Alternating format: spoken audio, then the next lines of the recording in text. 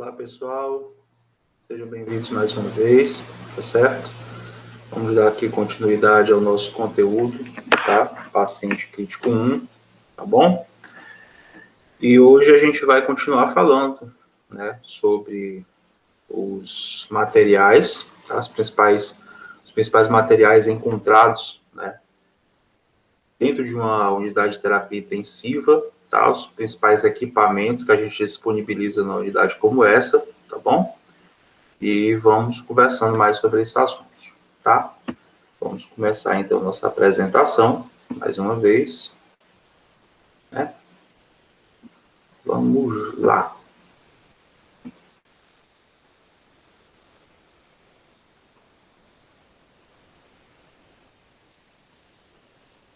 Vamos aguardar o compartilhamento começar. Ok, né? Já estamos apresentando, tá? Vamos ampliar aqui a tela.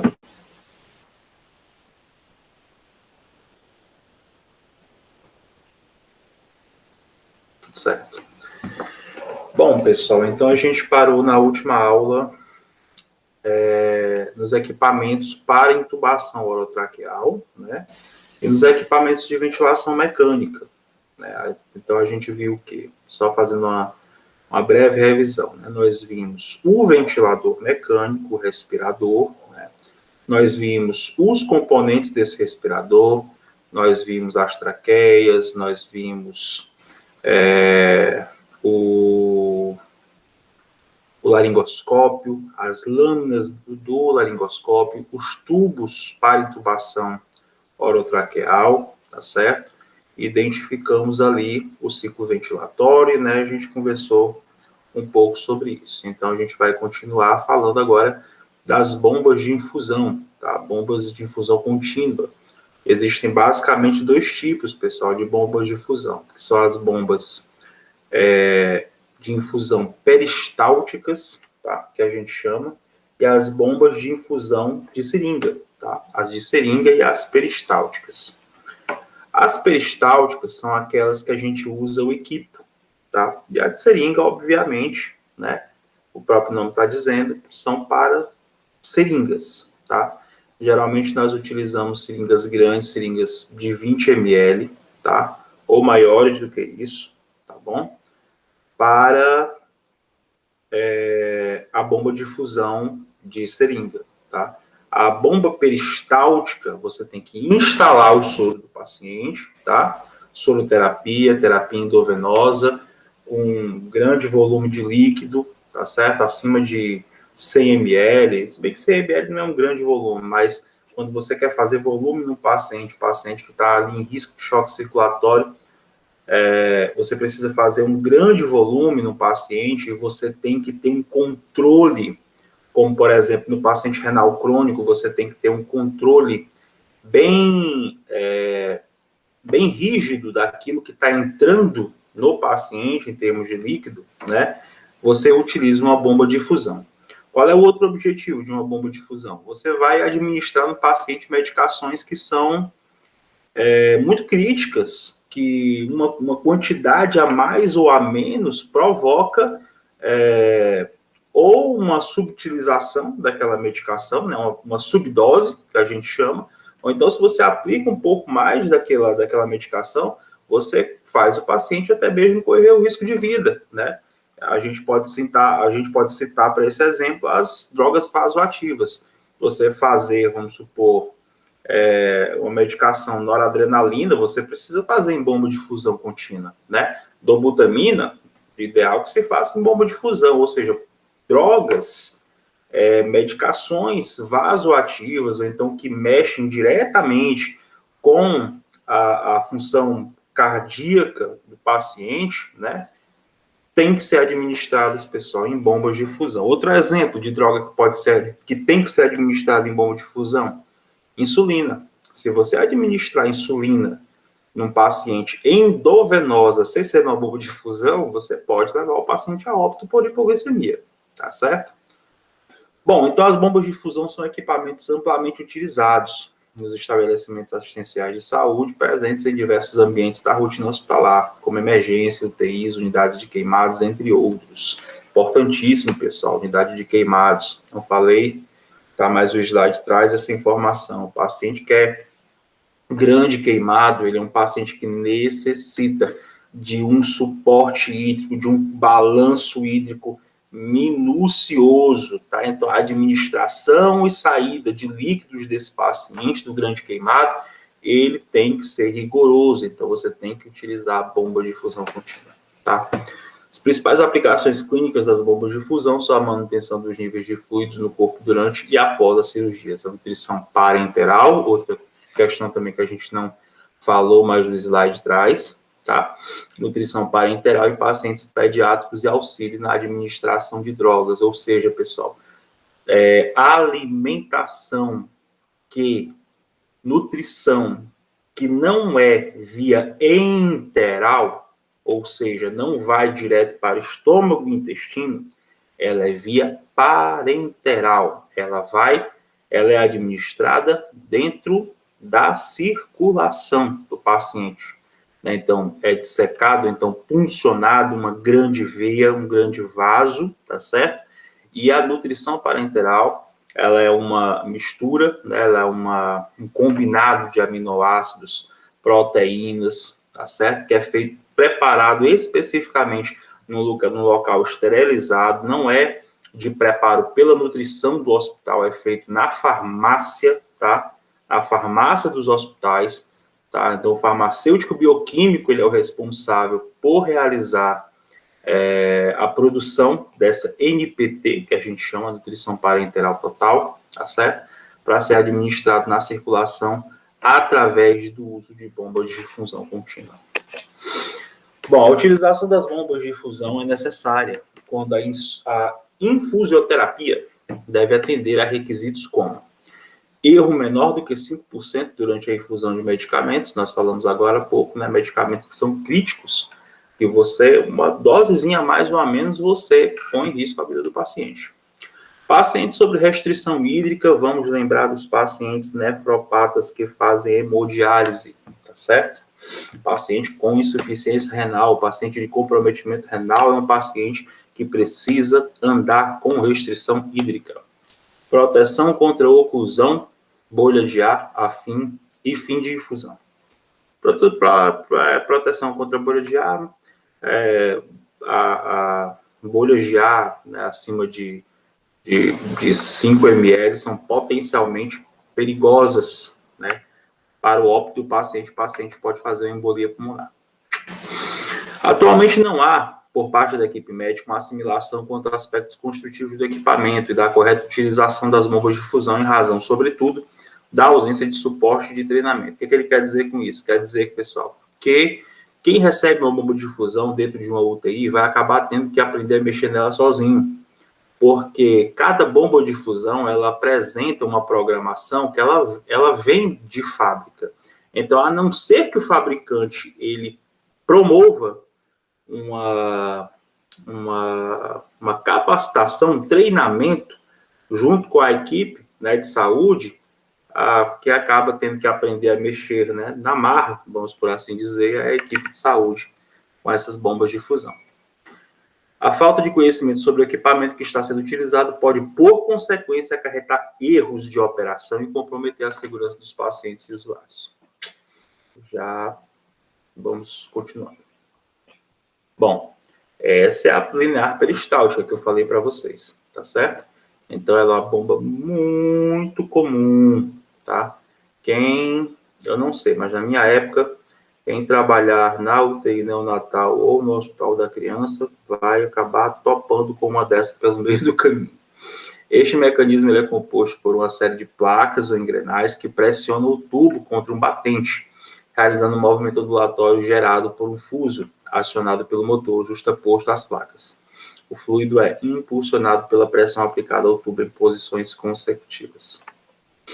Tá? Então, todo esse mecanismo aqui que ele falou está dentro dessa partezinha bem aqui. A gente abre a bomba nessa maçanetazinha aqui, coloca o equipe bem aqui, tá certo? E aqui o equipo você prende de novo e ele vai, né, através de movimentos peristálticos ondulatórios, fazendo com que a substância, né, que tem que ser administrada no paciente, né, corra pelo equipo e chegue até o paciente. Dando continuidade. E esta é a linear de seringa, tá? Outro modelo também muito comumente utilizado na UTI NEO, se não mudar os equipamentos de lá, né, e no Hospital da Criança.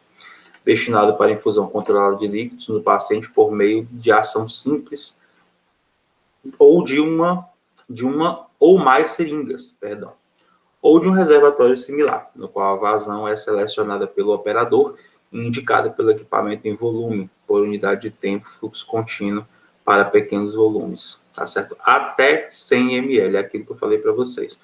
A partir de 100 ml, você utiliza a bomba de fusão, né, de infusão peristáltica. As taxas de fusão variam de 0,1 ml por hora a 100 ml por hora. 99,9. Né?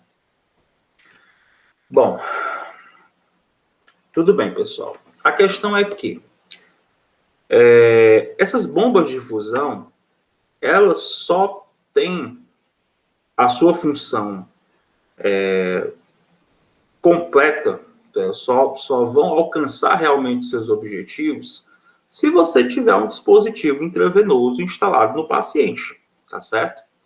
Então, a cateterização intravascular, venosa ou arterial, ele é um procedimento extremamente frequente em unidades de terapia intensiva. Com licença.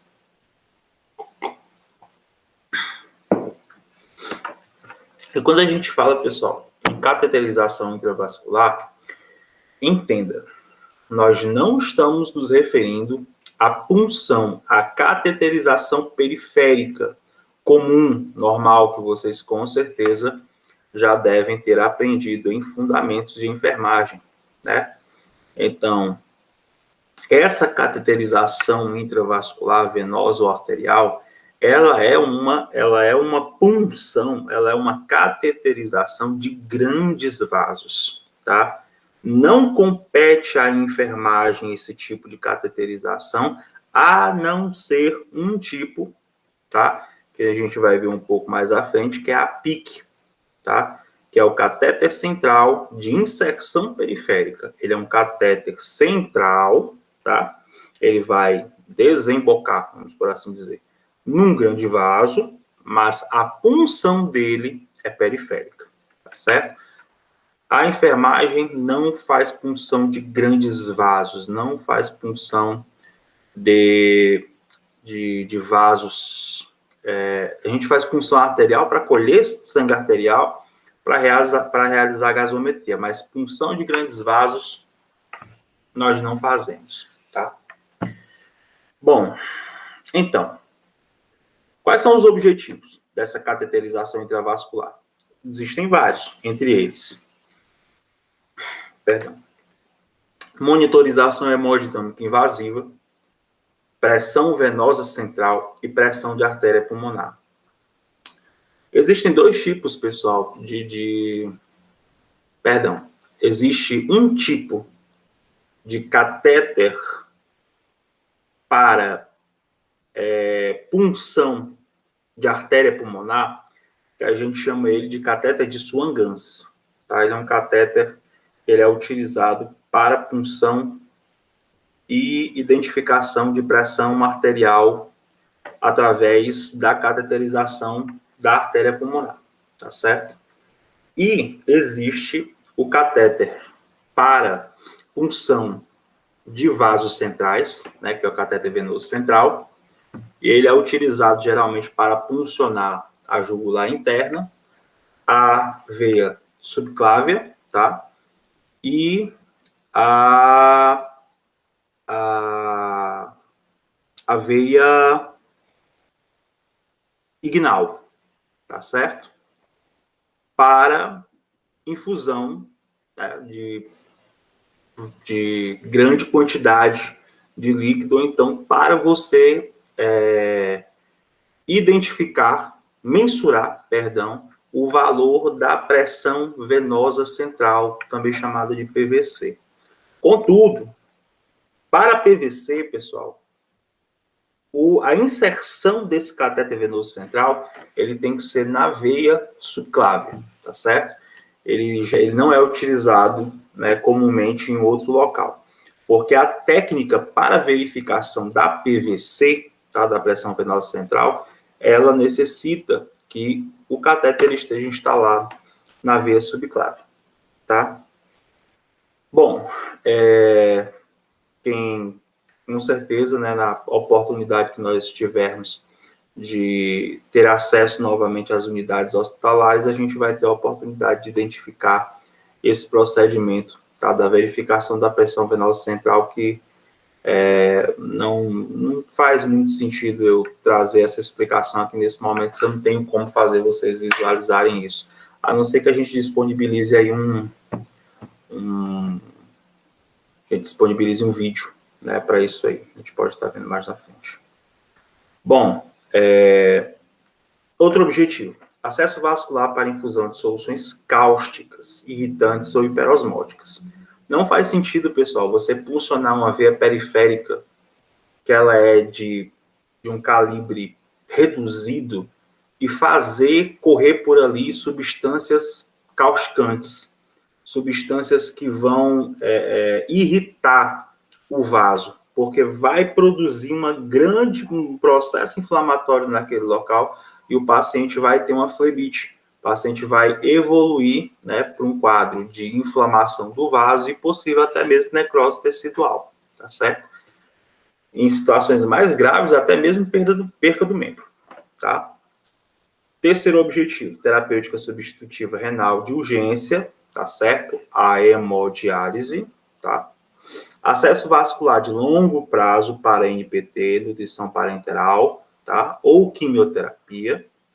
Reposição rápida de fluidos ou sangue no trauma ou cirurgia, ou seja, o paciente acabou de politraumatizado, paciente de fratura de fêmur, fratura de pelve, paciente chegou quase chocando no pronto-socorro, ele precisa de quê? De líquido, ele precisa repor volume, então ele precisa de um acesso, paciente de pós-operatório, paciente de intraoperatório, precisa de acesso calibroso para poder fazer volume, tá?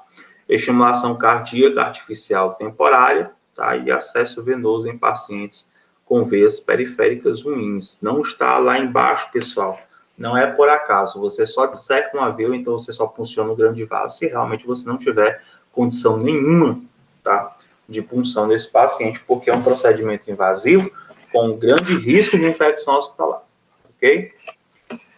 Bom, dando seguimento, a seguinte lista, né, de ciclos preferenciais é indicada pela maioria dos autores, levando-se em consideração a combinação de fatores tais como facilidade de inserção, razões de utilização e menor risco de complicações. Então, nós temos aqui, né, quais são os principais vasos para funcionar: a via jugular interna, a via subclávia, que a gente falou, a via femoral, desculpe, se eu não me engano, eu tinha falado inguinal, mas é femoral, tá? A via jugular externa e a veia antecubital, que é a veia que fica aqui, na frente na nossa fossa cubital, tá? Entre o nosso braço e o antebraço, especificamente para punção, para colocação e inserção do PIC, do catéter central de inserção periférica, tá? Bom, esse slide aqui, pessoal, ele está um pouco apagado, né?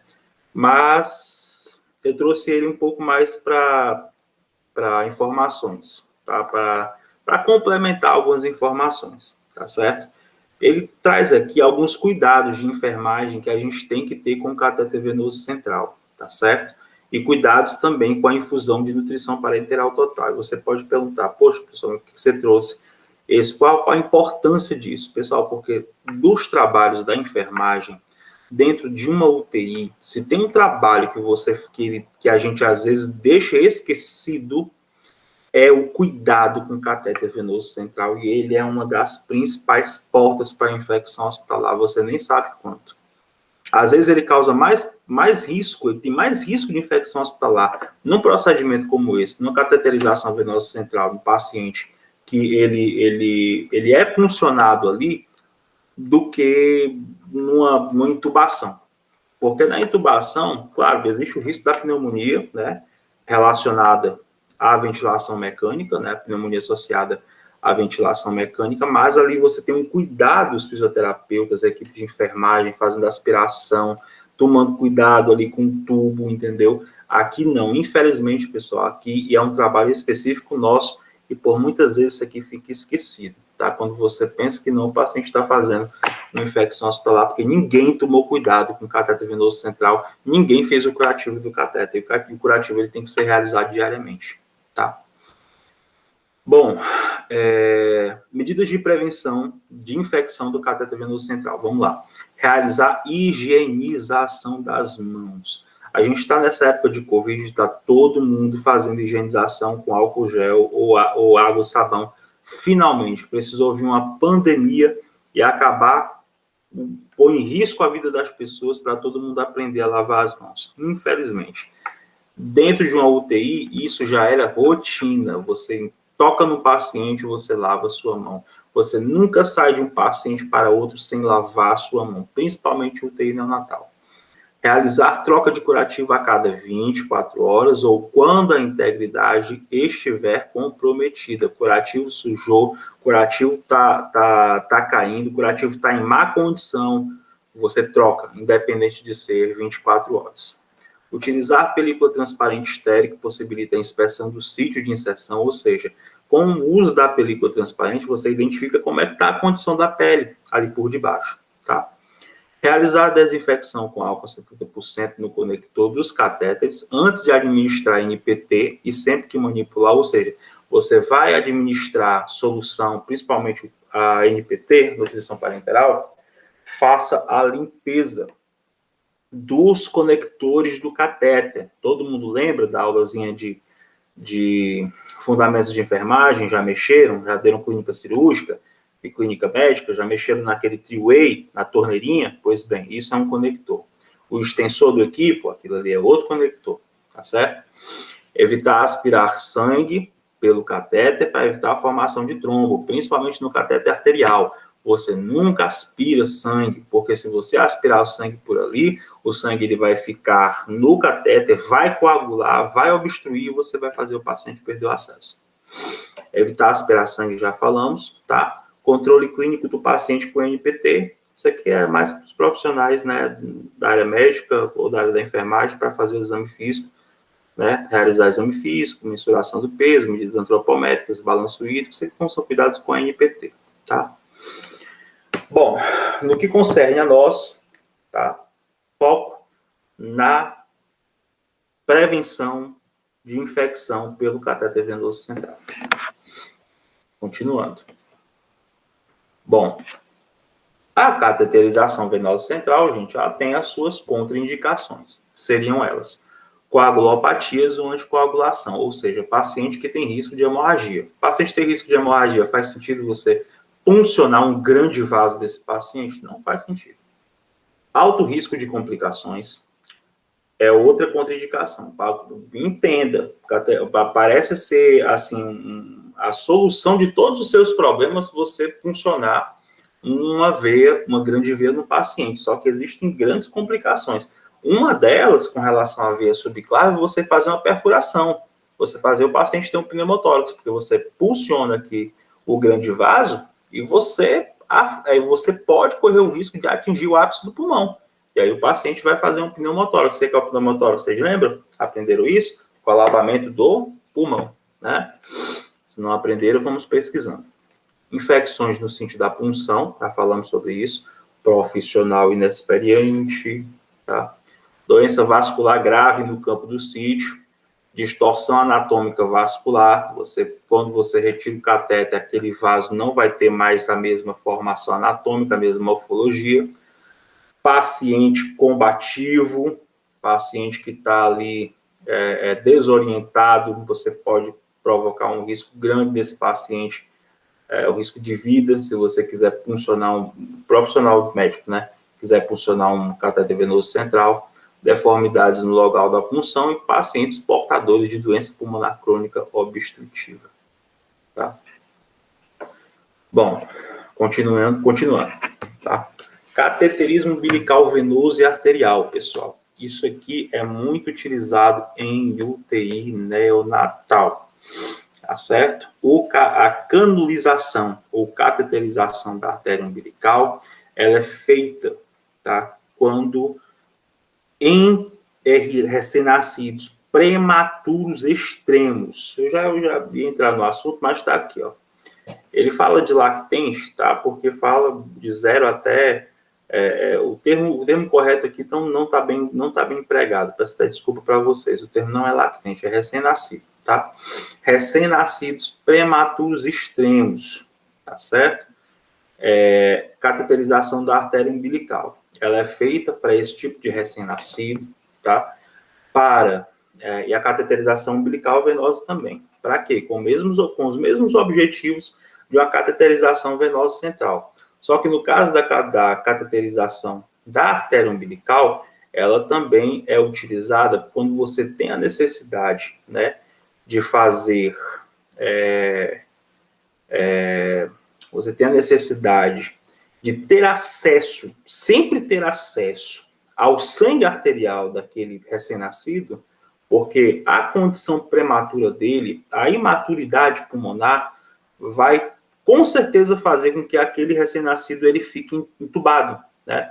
Então, o controle das pressões de oxigênio e gás carbônico, ela é feita através do sangue arterial. Essa é uma das utilidades, tá?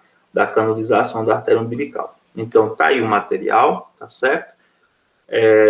Seria ótimo também se a gente tivesse a oportunidade de estar, né, dentro de uma unidade hospitalar para a gente poder identificar como isso aqui funcionaria na prática, tá certo? Eu vou pular essa parte aqui, já introduzi o conceito a vocês, tá certo? Os materiais, né, seriam caso a gente tivesse, né, com a oportunidade de estar no laboratório, então, em campo, tá certo? Mas com certeza não faltará oportunidade para isso. Tá aqui o procedimento, tá certo? Aqui é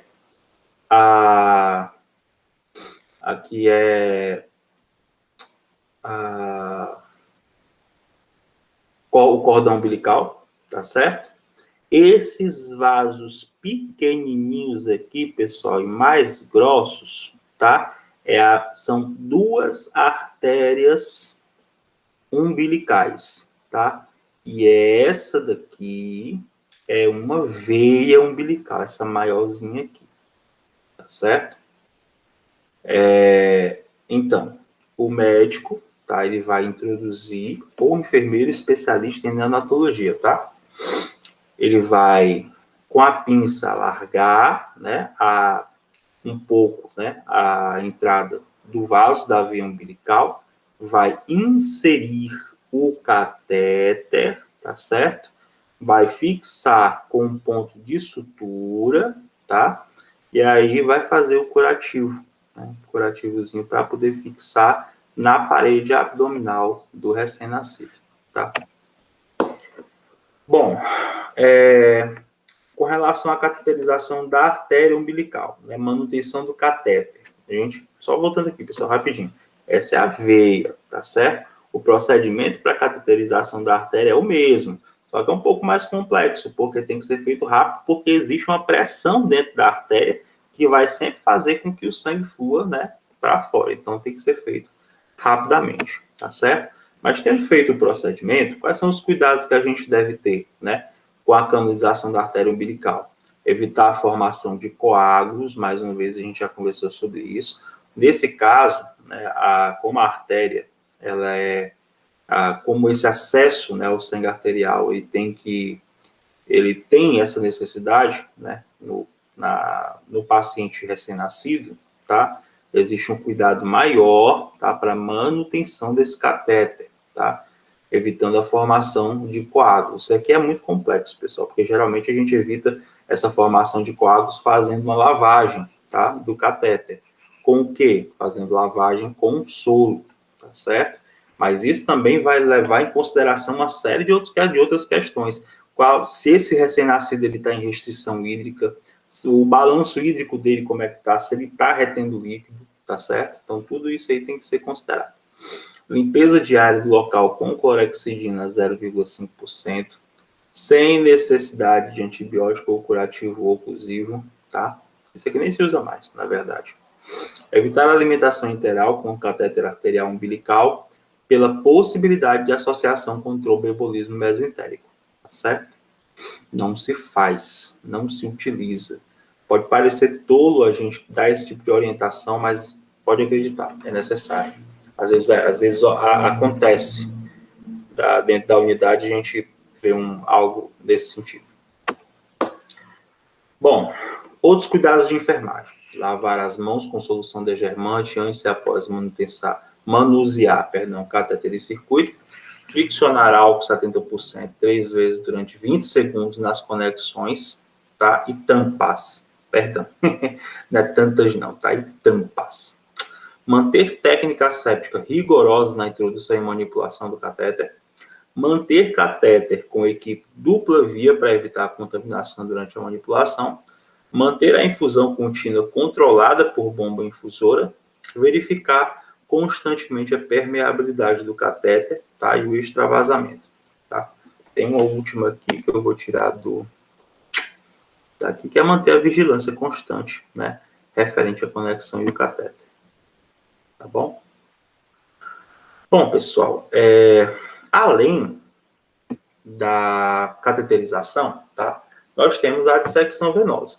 A dissecção venosa ela não é mais tão utilizada, mas ela pode ser utilizada, mas é difícil de você ver, tá? Uma vez que existem outras tantas técnicas importantes, né, que podem evitar que o paciente tenha uma veia dissecada, tá? Porque uma veia dissecada, você perde ela, não tem mais como você utilizá-la. Procedimento cirúrgico indicado na impossibilidade de acesso venoso periférico para hidratação venosa, infusão e nutrição parenteral e outras medicações que necessitam, outros medicamentos que necessitam de infusão contínua e são essenciais à condição e manutenção da vida, tá? Cuidados de enfermagem na manutenção do catéter, utilizar somente seringas acima de 5 ml, tá certo? Na verdade, a melhor é a de 3, porque ela tem uma pressão maior. O sítio de inserção deve ser observado a cada hora para sinais de obstrução da veia cava superior, tá? Extravasamentos, sangramentos, sinais de infecção, vazamentos da infusão, segurança da fixação do catéter e do curativo oclusivo. Não puncionar veias do membro em que for inserido, localizados paralelamente ao trajeto do mesmo, no sentido de proteger contra qualquer dano. Resumo dessa história: não puncione um membro onde foi realizada uma dissecção venosa. E, por fim, né, a gente tem o PIC, o catéter central de inserção periférica, que ele é de competência da enfermagem, tá? O enfermeiro, ele faz um curso, existe um curso para isso, curso de PIC, tá? E ele está autorizado para realizar a inserção de catéter central através de punção periférica. Ou seja, então, é um catéter venoso central de acesso periférico, confeccionado em material macio, flexível, silicone ou poliuretano, de longa permanência para terapia intravenosa em recém-nascidos críticos, indicado para neonatos prematuros extremos, em uso de drogas vasoativas, nutrição parenteral total, prolongada, antibiótico-terapia, certo? Que existem alguns antibióticos que são hiperosmolares, que são exatamente essas infusões hipertônicas, tá? Bom, pessoal, e hoje a gente vai concluir por aqui, tá certo? Na aula de amanhã a gente vai começar a falar sobre monitorização multiparamétrica, vamos concluir essa parte dos equipamentos, tá certo? E a gente está chegando ao final das nossas exposições, tá bom? Então, espero que tenha sido muito proveitoso aí para todo mundo, tá? Vou agora interromper o compartilhamento, tá certo? E para a exibição, para a apresentação, tá? Bom, foi um prazer estar aqui com vocês, mais uma vez, tá? Forte abraço a todos, a gente se encontra aí, qualquer dúvida, estou à disposição. Um abraço.